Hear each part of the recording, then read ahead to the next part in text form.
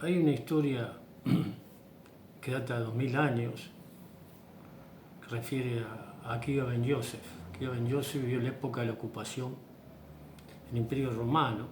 Él vio la destrucción del segundo templo de Jerusalén.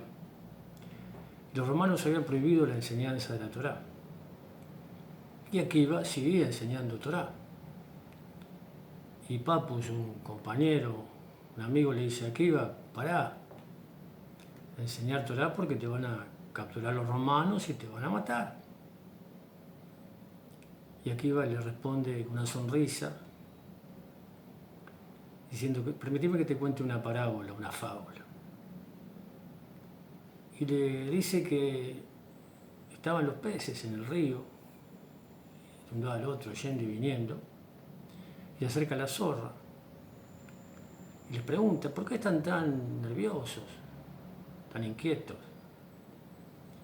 Y dice: ¿por qué estamos tan nerviosos? Dice: porque estamos escapando, huyendo de la red del pescador.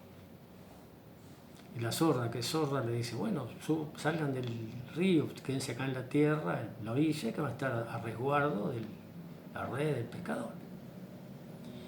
Y los peces le responden: a ti te dicen la más astuta de las fieras. Si estamos en peligro de nuestro hábitat, que es el agua, mucho más fuera de él.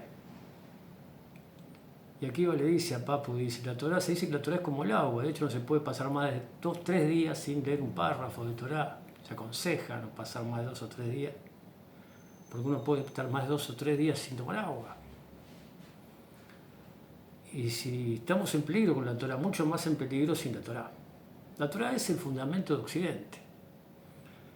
Occidente, que es judío-cristiano, y esto judío-cristiano incluye la cultura greco-romana, tiene como fundamentos los valores de la Torá.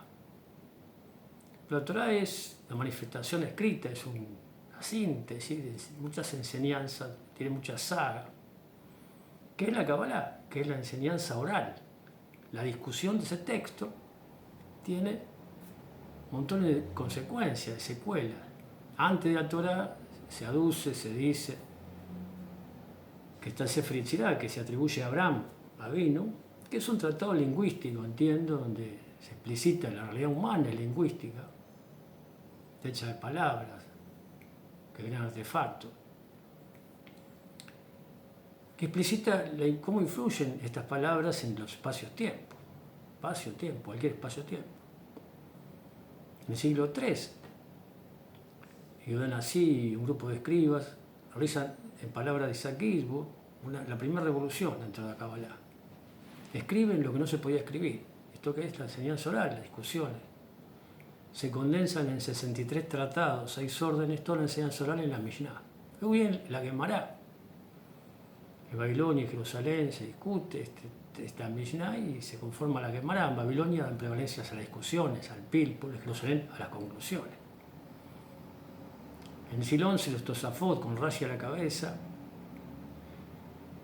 adicionan, agregan, suman, la Torá y configuran el Talmud canónico, que se imprime en la imprenta de Bomber en Venecia en el siglo XV. Modelos de apariciones posteriores hasta la última en Vilna, el Talmud, tiene una estética, estudio.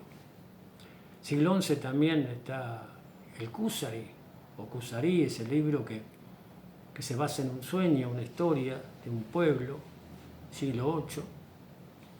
Un rey sueña que su creencia es inadecuada, entonces cita a un judío, un cristiano y a un musulmán para que debatan y fundamente su creencia, su tradición, su epistemológica, las razones, el marco teórico que fundamenta su creencia.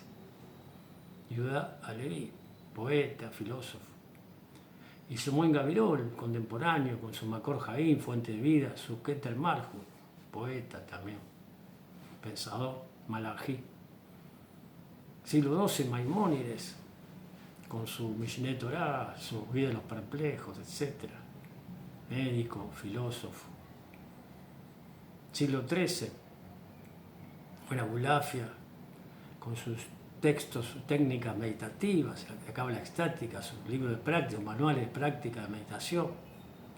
El Zohar, con un grupo de escribas con Moisés Lora a la cabeza en Castilla, todos los Abulafia, Rabbi Hamadán, Yosef y Catilla, discípulos de Abulafia, etc., transcribe las enseñanzas que se atribuyen como autor intelectual a Shimon Bar Yochai, discípulo de Akiva, del siglo II. El Pardes Rimonín en el siglo XVI, de Moshe Cordovero, que sistematiza la enseñanza del Zohar, el Shulchan Aruch de Yosef Karo, el Etz Haim y el Sefer Agigulín de Jaim Huita el Calabrés, que compendia las enseñanzas de Isaac Luria, el Hasidut, el Likutei Morán, que Natán de Brelde, también un compendio, recapitula, sería las enseñanzas en Likutei sería, viene de Likud, que es como recoger las enseñanzas de Nachman de Brelde, el nieto de Rabbi Ben Eliezer. Siglo XX, Martin Buber recopila los cuentos hasídicos y así. Todo esto en un contexto judío. La Kabbalah está en el contexto del judaísmo. El maestro y maestro, nuestra tradición, donde yo aprendí algo, algunas cosas, algunas cuestiones de este misticismo, este camino, que refiere a la tradición antropológica hebrea.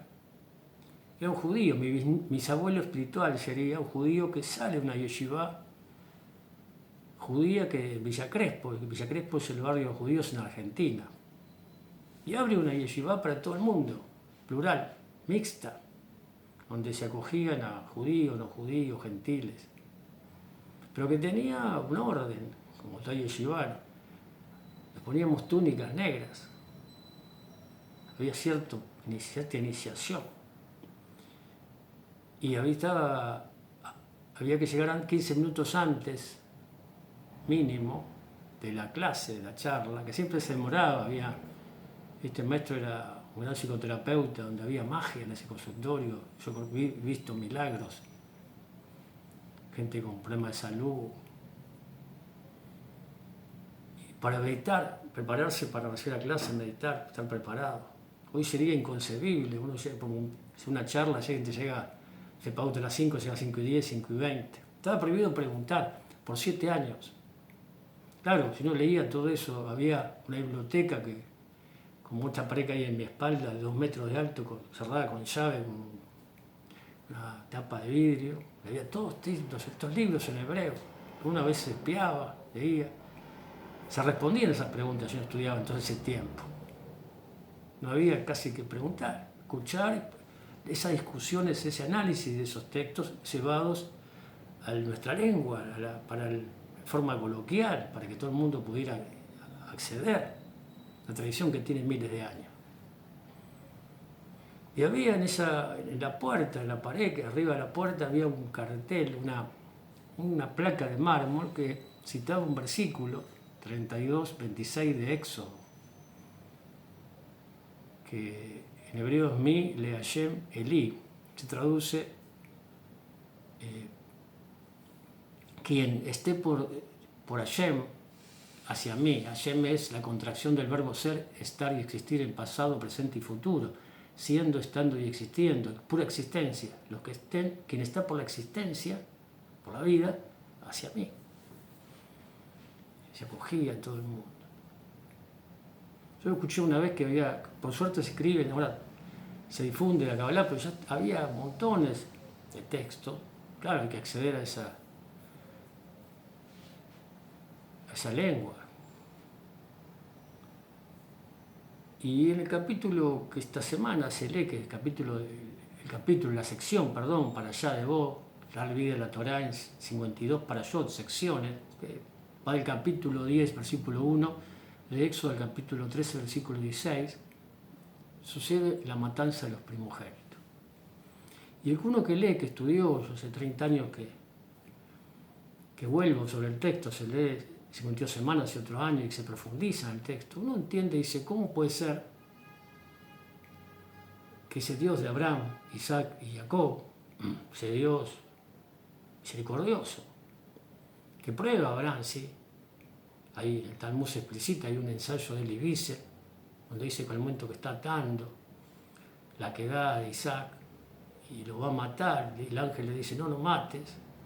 Y Abraham le dice, ve, Dios me dijo que lo mate. Entonces Dios escucha una voz, Bat Kol, dice, más allá, dice, no lo mates, Abraham. Y Abraham discute con Dios para que dice, no pida sacrificio más de niños, de seres humanos, no sacrifique a nadie. Y Dios acepta ese pedido, esa exigencia de Abraham en ese momento, tan álgido, donde él iba a ser probado, iba a apartar a su hijo.